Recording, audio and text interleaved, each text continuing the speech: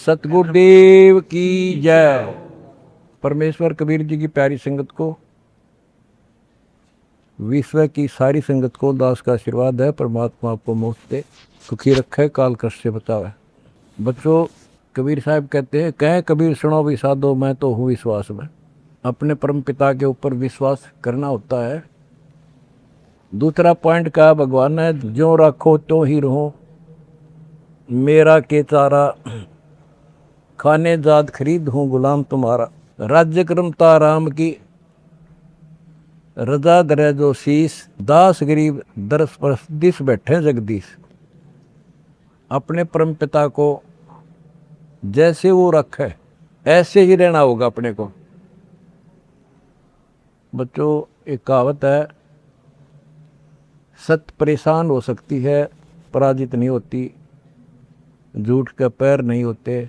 दास बार बार आपको ये कहता है कि आप सामान्य आत्मा नहीं हो। आपको परमात्मा ने पता नहीं कितने युगों से चार्ज करके अब इस पॉइंट पे लाके छोड़ा है। गरीबदास जी कहते हैं, ये कहन सुन की करते बाता, कोई ना देखा अमृत खाता। ये कहे मोक्ष हो गया, फलाना पार हो गया, कोई पार नहीं हुआ। सुर नर मुनिजन 33 करोड़ी, ये बंदे सभी काल की डोरी। पहले तो ये हमें विश्वास नहीं होता था कि ये ऋषि में ऋषि पार नहीं हुए होंगे, क्योंकि हम तो बाल बुद्धि थे। लेकिन जिन महापुरुषों ने जो वचन बोले, आज वो सारे सच्चे हो गए। और ही बाप को और क्लियर हो जाएगा। बच्चों,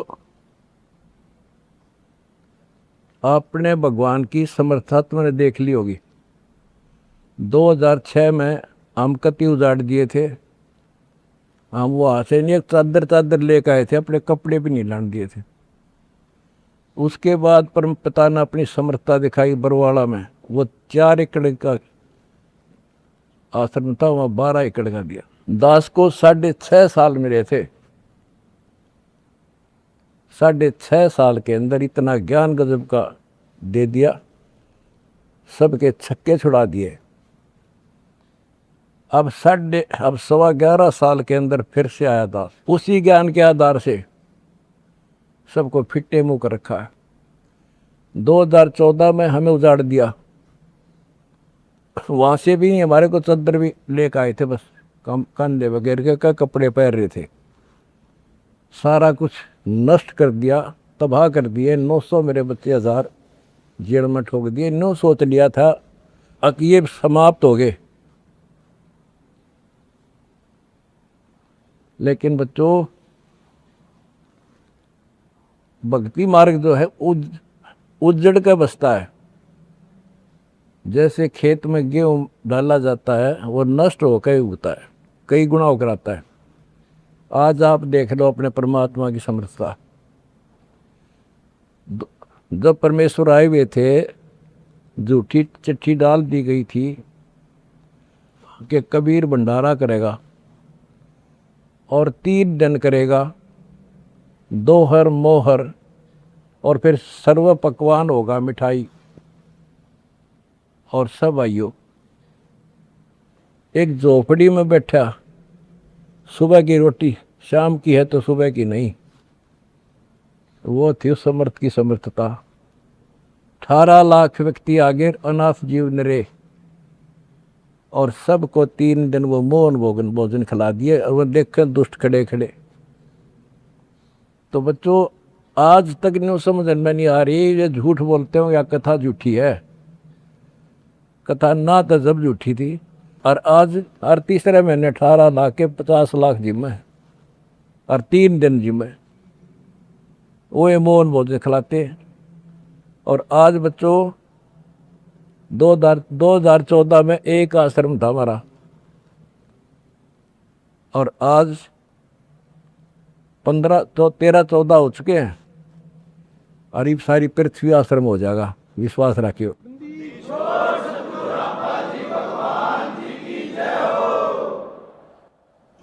ये सब खेल हमारे किए, हमसे मिले सो निश्चय जिए। ये सारे खेल परमात्मा के किए हुए हैं। जिस दिन दास छोटी जेल में गया, उसी दिन भक्तों को मिलने का 1.5-2-3 महीने के बाद मिलना शुरू हुआ था। उस दिन कह दिया था जेल में बैठ के खेल करूँगा, देखना क्या होता है। और आज तेरे सामने करके दिखा दिया।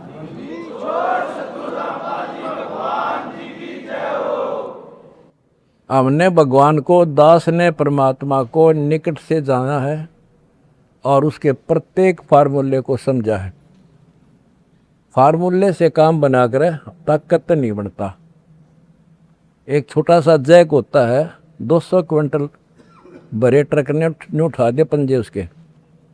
तो ये ऐसा फार्मूला है, ऐसा हमारा सिद्धांत है। उस मर्यादा में रहने से सारा संसार ला दिया और सारा संसार अपना हो गया, अपना कर दिया सारा संसार एक का झटके में। हिंदुस्तान तो हो लिया लगभग,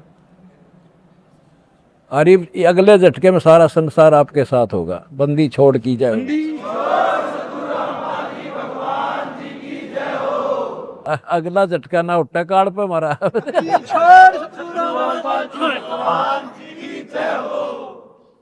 तन मन शीस ईस अपने पे, तन मन शीस ईस अपने पे, पहलम चोट चढ़ावे जब कोई राम भगत गति पावे। भाई सिर साटे की भक्ति है और कसूनी बात, सिर के साटे पाइयो अवगत अनाथ। सिर सौंप्या गुरुदेव को, सफल हुआ ये शीश, नितानंद इस शीश पर आप बसे जगत।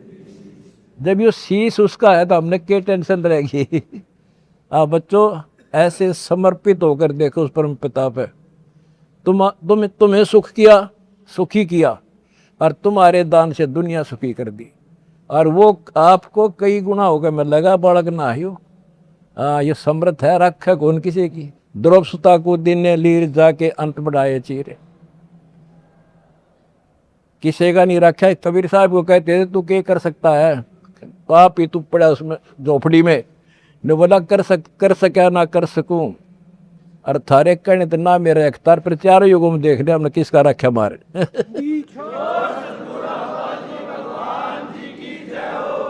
तुम कह रहे हो ना तू क्या कर सकेगा, चल मैं कुछ नहीं कर सकता, पर चारों युगों में देख लिया हमने किसका रखा मारे। एक बिना कपड़ा दिया था, दोपती का ढेर डाल दिया, और धन्ना बीज दिया था 5 किलो, और गिरती नहीं कहाँ तुम में हम भर कर धर दिया। यू ऐसे भरा भाई भगवान है, और मोक्ष देगा बच्चों, वो अलग गारंटी लिखवा लो मेरे से।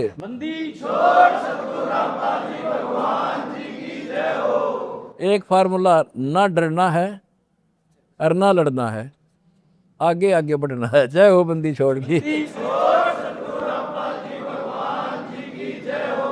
आनंद का नहीं ठिकाना, मेरे हंस खड़े दरबार में, आनंद का नहीं ठिकाना, मेरे भगत खड़े दरबार। जय हो बंदी छोड़ की। बस आपके गुरुजी आपके साथ हुए हैं, पहले भी थे। पहले तुमने लग गया था जेल में बैठे हैं। नो, या बार बार कहा मैं, यह गलती ना कर दो गुरुजी जेल में।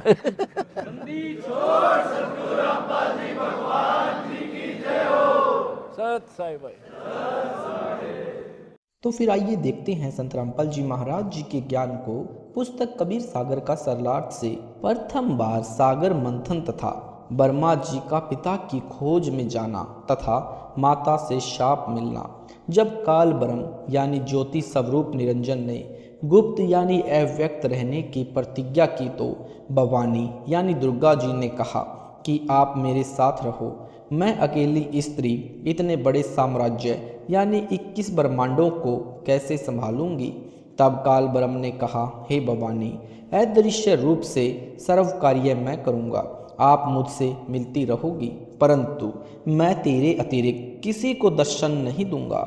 मेरा यह भेद किसी से न कहना, कारण है कि मैं यानी काल ब्रह्म प्रतिदिन 1 लाख मानवों को खाया करूंगा। प्रतिदिन हाहाकार मचेगी। मेरे पुत्र ब्रह्मा, विष्णु तथा शिव भी मेरे से घृणा करेंगे। यदि उनको सच्चाई का पता चल गया तो वे मेरा सहयोग नहीं देंगे। मेरे लोग यानी 21 ब्रह्मांडों का काल लोक है।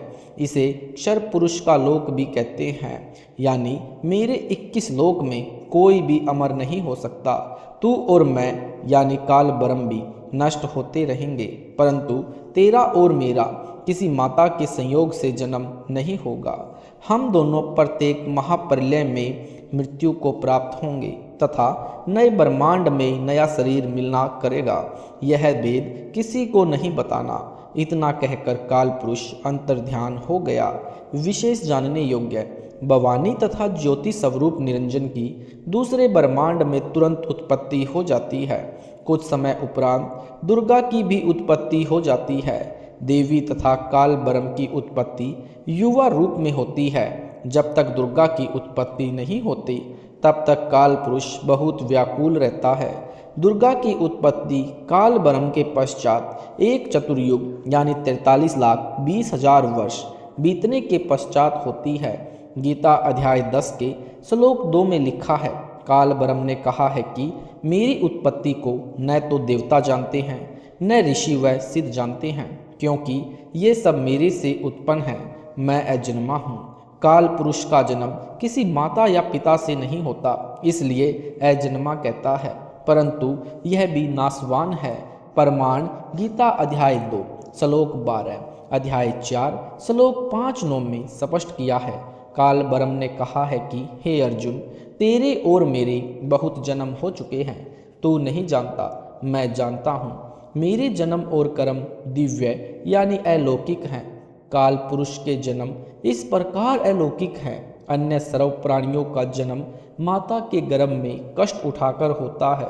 यदि कोई वैसे प्राकृतिक तरीके से काल ब्रह्म तथा दुर्गा देवी की तरह उत्पन्न होता है, जैसे सुरसी, डोरा, बालों में ढेरे जूं, चिच्चड़ आदि आदि भी स्वतः उत्पन्न होते हैं, परंतु वे शीघ्र जन्मते मरते हैं तथा उनकी योनि का जीवन महाकष्टदायक होता है। ये दोनों नर नारी रूप में जन्मते हैं, परंतु महाप्रलय के समय एक ब्रह्मांड में आग लग जाती है। उस समय ये दोनों भी जलते हैं, महाकष्ट होता है। इनका शरीर अधिक मजबूत होता है, वह देर तक जलता है। ये दोनों उस समय महाकष्ट उठाते हैं, परंतु फिर अक्षर पुरुष के एक युग तक ये दोनों नहीं मरते। अन्य ब्रह्मा, विष्णु तथा शिव सहित सर्व प्राणी जन्मते मरते रहते हैं। नए ब्रह्मा जी, विष्णु जी, महेश जी जन्मते हैं, जो नए जीव होते हैं। पहले वाले 84 लाख वाले चक्र में चले जाते हैं। श्री ब्रह्मा जी, श्री विष्णु जी तथा श्री शंकर जी के रूप में जो जन्म लेते हैं, उनका जन्म देवी दुर्गा तथा काल ब्रह्म के पति पत्नी से रूप में होता है, जिस कारण से दुर्गा को ये तीनों विशेष प्रिय होते हैं, परंतु प्रत्येक पुत्र की मृत्यु बारी बारी से होती है। ब्रह्मा जी की मृत्यु 100 वर्ष देवताओं के पूरे होने पर होती है। यह जीव अन्य योनियों में चला जाता है। उसकी मृत्यु से पूर्व दुर्गा और काल ब्रह्म अन्य रजोगुण युक्त पुत्र उत्पन्न कर लेते हैं, उसको अचेत रखते हैं। पहले ब्रह्मा की मृत्यु के समय नए ब्रह्मा की युवा अवस्था होती है। सावित्री देवी की भी मृत्यु ब्रह्मा जी के साथ होती है। उस समय नए ब्रह्मा को सचेत करके ब्रह्मा का कार्य सौंप देते हैं। नई सावित्री युवा रूप में दुर्गा वचन से करती है, दोनों का विवाह करती है। इसी तरह 7 ब्रह्मा की मृत्यु के पश्चात एक विष्णु की मृत्यु लक्ष्मी सहित होती है। फिर 7 विष्णु की मृत्यु के पश्चात एक शिव तमगुण की मृत्यु पार्वती के साथ होती है। ऐसे 70,000 शिव की मृत्यु के पश्चात एक ब्रह्मांड का विनाश होता है। उस समय देवी तथा काल ब्रह्म भी मृत्यु को प्राप्त होते हैं। अक्षर पुरुष का इतने समय का एक युग होता है। माँ होने के नाते देवी को प्रत्येक पुत्र तथा पुत्री की मृत्यु का कष्ट तो बहुत होता है, परंतु दूसरे पुत्र पुत्री को देखकर संतोष करती है। परंतु पहले वालों की याद सताती ही रहती है, परंतु काल ब्रह्म को टेंशन यानी चिंता नहीं होती। कबीर जी ने कहा है कि पुत्र की मृत्यु का दुख माता को आजीवन बना रहता है। कबीर जीवे इतने माता रोवे, बहन रोवे 10 मासा यानी महीने, 13 दिन तेरी त्रिया रोवे, फेर करे घरवासा। माता होने के नाते देवी जी को आजीवन सर्व संतान की मृत्यु का कष्ट बना रहता है। तीनों प्रभुओं की पत्नियां भी अपने पतियों के साथ जन्मती मरती रहती हैं। देवी दुर्गा पुण्य नई सावित्री, लक्ष्मी तथा पार्वती युवा वचन से उत्पन्न कर देती है, उनसे विवाह करवाती रहती है। पहले वाली आत्माएं 84 लाख प्राणियों के जन्म मरण के चक्र में चली जाती है। पुण्य सृष्टि उत्पत्ति का वर्णन शुरू करता हूँ। काल ब्रह्म के अंतर्ध्यान हो जाने के पश्चात तीनों पुत्रों के युवा होने पर काल ने दुर्गा को आकाशवाणी कर दी, बताया कि इन तीनों को सागर मंथन पर भेज दो, मैंने सर्व व्यवस्था कर दी है। तीनों पुत्रों ने अपनी माता जी से पूछा कि हमारे पिता कौन है, सृष्टि यानी सृष्टि किसने रची है, हमारा क्या कार्य है। माता ने कहा कि मैं ही आपकी माता और पिता हूँ, मेरे अतिरिक्त कोई परमात्मा नहीं है, मैंने ही सृष्टि रची है। आपका कार्य बताती हूँ, आप सागर मंथन करने जाओ। सागर मंथन करने पर 4 वेद निकले, जिनको काल ब्रह्म ने यानी ज्योति स्वरूप निरंजन ने अपने समासों से प्रकट करके समुद्र में छिपा दिया था। वेदों को लेकर तीनों माता के पास आए। माता ने कहा कि इन वेदों को ब्रह्मा पढ़े, अपने पास रखे। ब्रह्मा ने वेदों को पढ़ा, उनमें लिखा है कि परमात्मा ऊपर के लोक में विराजमान है, उसको भक्ति करके प्राप्त किया जा सकता है। जिस समय ब्रह्मा जी सचेत हुए, उस समय ये कमल के फूल पर बैठे थे। आकाशवाणी हुई कि तप करो। ब्रह्मा जी ने ब्रह्मा जी ने 1000 वर्ष तक तप किया। फिर आकाशवाणी हुई कि सृष्टि करो। ब्रह्मा ने माता से पूछा कि हे माता, ये वेद सच्चे हैं या झूठे। माता ने कहा कि इन वेदों में सब सत्य है। ब्रह्मा ने कहा, हे माता, इनमें तो लिखा है कि परमात्मा ऊपर बैठा है, उसको साधना करके देखा जा सकता है। यानी यहाँ पर कुछ प्रकरण और लिखना अनिवार्य है, जो इस प्रकार है। जिस समय परमात्मा ने ज्योति निरंजन को शाप दिया कि तेरा नाम काल होगा, 1 लाख मानव को प्रतिदिन खाया करेगा। उसके पश्चात काल ब्रह्म का चेहरा विकराल हो गया, जैसे मांस खाने वाले व्यक्तियों की आकृति विकराल डरावनी हो जाती है। पूर्व समय में जो व्यक्ति केवल मांस ही खाते थे, उनका स्वरूप बेढंगा यानी बेकार डरावना हो जाता था, उनको राक्षस जाना जाता था। यह सब भवानी जानती थी। देवी को पता था कि काल कभी भी अपना मुख अपने बच्चों को या अन्य को नहीं दिखा सकता। ब्रह्मा जी की बात सुनकर दुर्गा जी ने कहा, हे बेटा, परमात्मा तो है, परंतु वह कभी किसी को दर्शन नहीं देता। माता की 2 तरफा बात सुनकर ब्रह्मा जी ने कहा कि हे माता जी, अब मुझे आपकी बात पर अविश्वास हो गया है, मैं पिता के दर्शन करके रहूँगा, वेदों में लिखी विधि अनुसार साधना करूँगा। माता जी ने कहा कि पिता के दर्शन नहीं हुए तो क्या करेगा।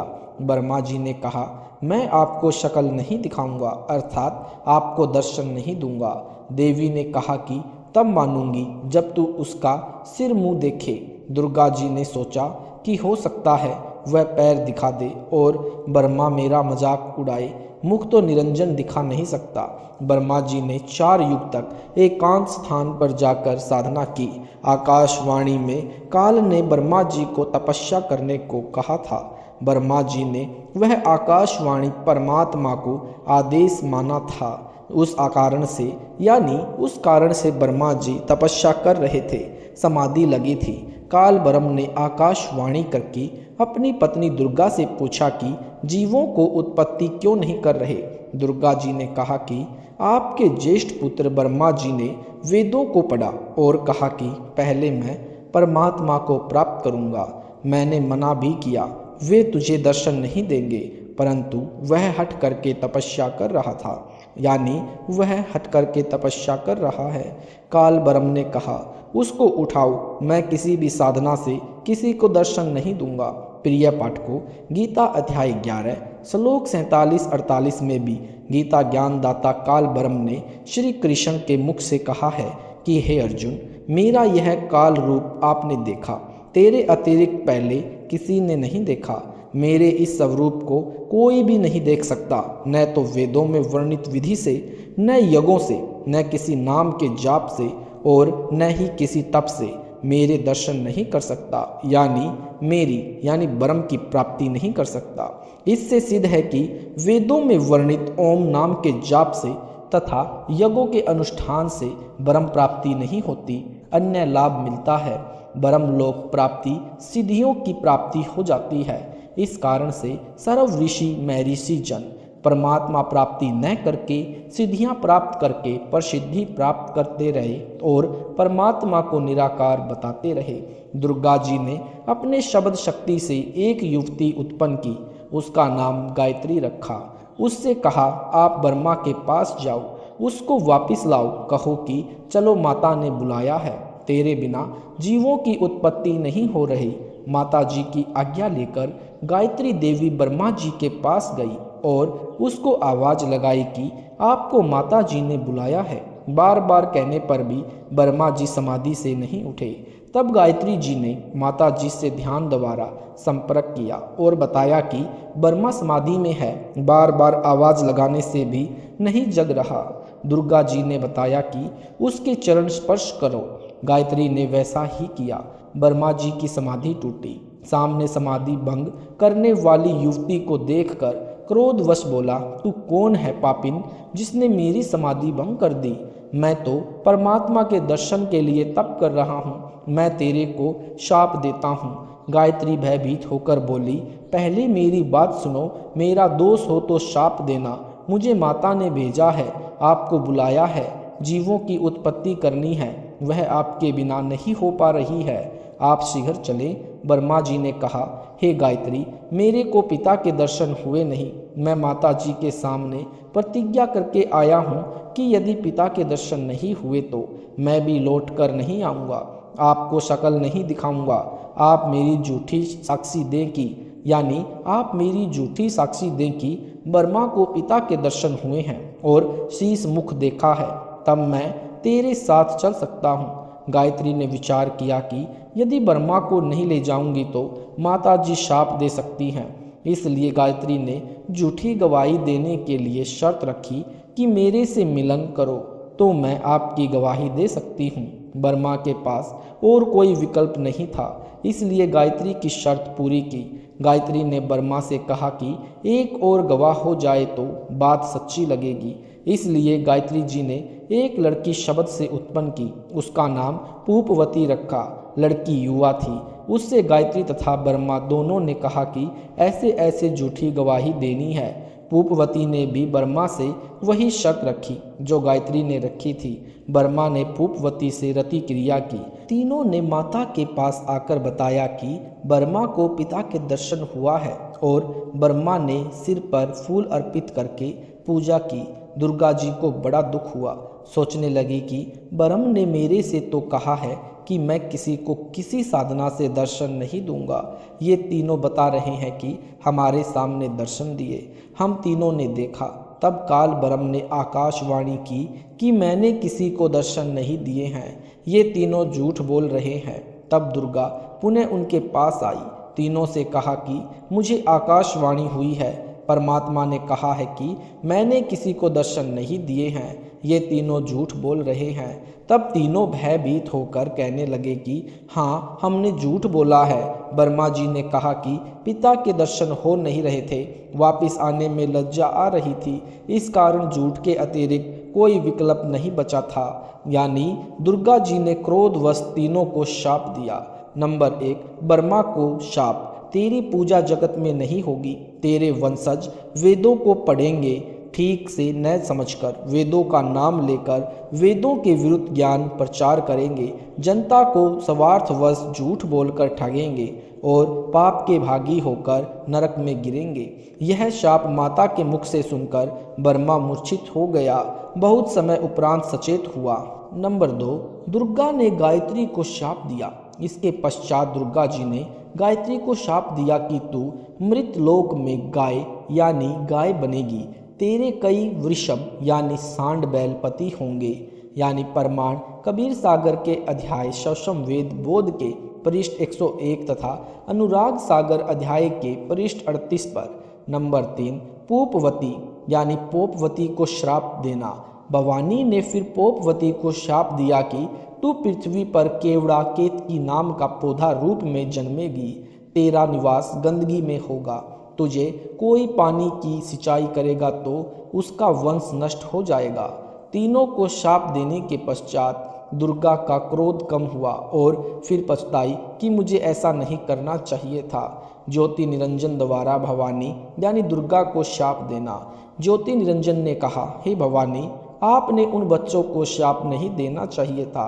अब मैं तेरे को शाप देता हूँ कि तू द्वापर युग में द्रौपदी रूप में जन्म लेगी। तेरे 5 पति होंगे। कोई शक्तिशाली किसी को सताएगा तो उसका प्रतिफल मेरे से पाएगा। भवानी ने ज्योति निरंजन यानी ब्रह्म से कहा कि हे काल ब्रह्म, मैंने अपने पैर पर स्वयं कुल्हाड़ी मारी है। अपने परमात्मा से आस्था हटाकर तेरे में जोड़ी। अब मैं तेरे वश हूँ, कर ले जो करना है। सत साहिब जी, अगर आपको वीडियो अच्छा लगा तो वीडियो को लाइक करें, शेयर करें, कमेंट करें। ऐसे ही संत रामपाल जी महाराज जी के सत्संग वाली वीडियो देखने के लिए हमारे चैनल को सब्सक्राइब जरूर करें। सत साहिब जी, मिलते हैं अगली वीडियो के साथ।